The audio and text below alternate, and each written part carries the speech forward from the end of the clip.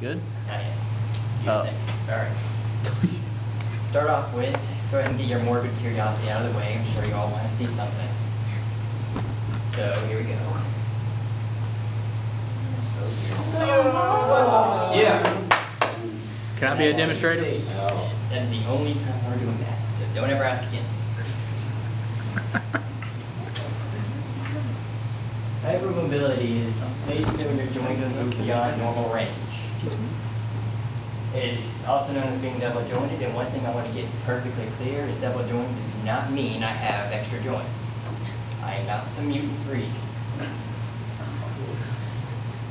Generalized hypermobility is the basic hypermobility. You test for it if you can touch your thumb to your forearm, you have some form of hypermobility.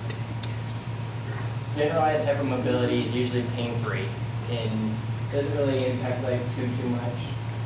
Hypermobility syndrome, on the other hand, is not the fun one. That one usually is chronic pain throughout your life, and if you feel pain in more than 4 joints, then you are diagnosed with hypermobility syndrome.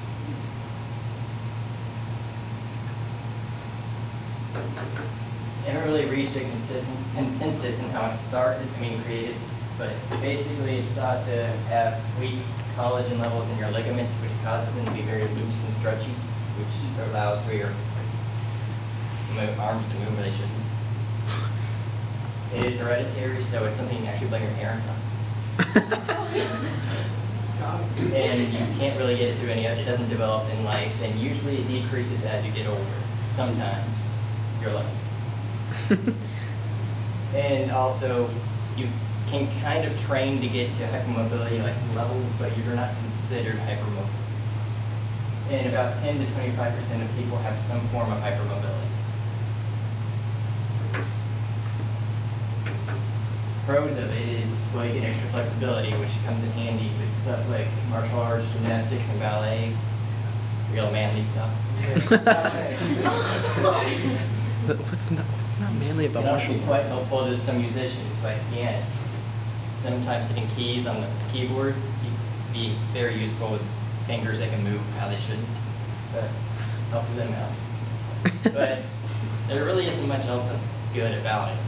I thought that it would be a lot more than that, but after actually researching it, turns out there's a lot more worse. Cons of hypermobility are joint pain. That's like a big major one.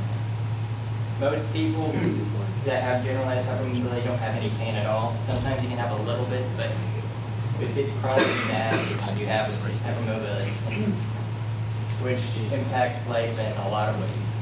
Most maybe sports things like that. If you're hypermobility, you have increased risk of arthritis, depression, and proprioceptive deficits. The arthritis is because your ligaments are already misinformed, not made right. So as you get older, things are going to break down even more. Don't want to go. Depression, no one really knows why, but there have been links to hypermobility and anxiety issues and depression. Most people think it's because of the pain. Makes sense. And proprioceptive deficits, that word basically means that you know where your arms are and legs are according to your body. People with hypermobility syndrome have weaker connections to their nervous system, so sometimes they're not exactly sure where their arms are, so they can get really clumsy. So next time someone spells something, make sure you ask if they're hypermobile and yell at them anyway. So you can feel bad about it later. Sports, that's the big one. Most hypermobile people aren't too impacted, but things like football, that does not go well. You have to throw, your arm kind of goes out of socket when you don't want it to, so you miss a lot. And if you want to be accurate, you have to be light, and that doesn't get very far usually. Also in dodgeball, that's awful, because that could be the best dodge ever, but I can't throw, so no one needs help. Also increased difficulty in exercise, which is kind of an odd thing because in order to decrease the impact of hypermobility on your life, you need to exercise to get your muscles to counteract the weak joints. But doing push-ups and stuff, sometimes the shoulder blades kind of crush into each other. It's not very fun. And some studies have shown that anesthesia and stuff isn't as effective on hypermobile people. Not exactly sure why, but that's mostly a problem for pregnant women, especially in labor. That's all the slides. Anyway,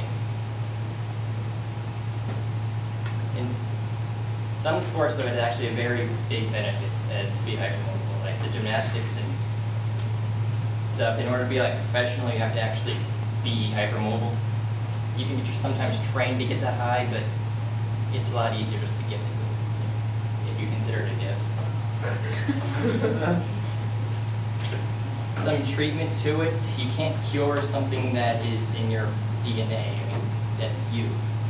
But you can avoid sitting crisscrossed in Indian style. And you can bend your knees while standing a little bit. That way it kind of counteracts the joints. But make sure you bend it the right way because hypermobile people can bend the opposite way too. So you don't want to do that. Double jointed people also have flat feet usually, so you want to wear arch supported shoes. And also, big thing is not to go over the usual motion. So you're not supposed to show off to friends, which I do. Also, you cannot crack your knuckles or anything. That's bad for your joints when you're hypermobile. Normally, it's perfectly fine if you're not, but you already have weak connections, so you don't want to screw it up and dislocate. Also, you can do physical therapy, but you're never going to be fully rid of it. And sometimes, before you're going to do any sports or anything, you can use some medicine like aspirin before and after to ease the pain. And so, in summary, being double jointed, it's kind of cool, but aside from showing off, and if I want to take ballet, it's not very useful, and later in life could be very interesting.